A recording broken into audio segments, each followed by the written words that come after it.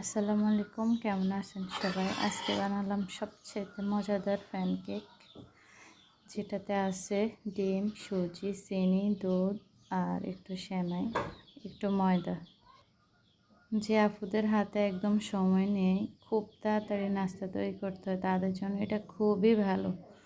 শুধু একটা ডিম ভেঙে নেবেন, একটু সেমাই, সুজি, চিনি দিয়ে একটু মেখে নেবেন, তারপরে ফ্রাই প্যানে দিয়ে দিবেন, কেবল হয়ে যাবে।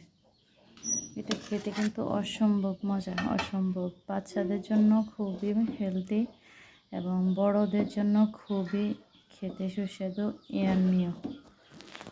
তো চলেন খাই। বিসমিল্লাহ।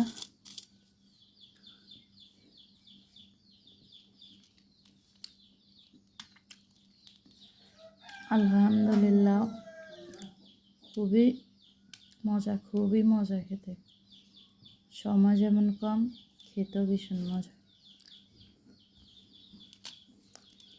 দেখুন কতটা সফট হয়েছে আজকে এটা।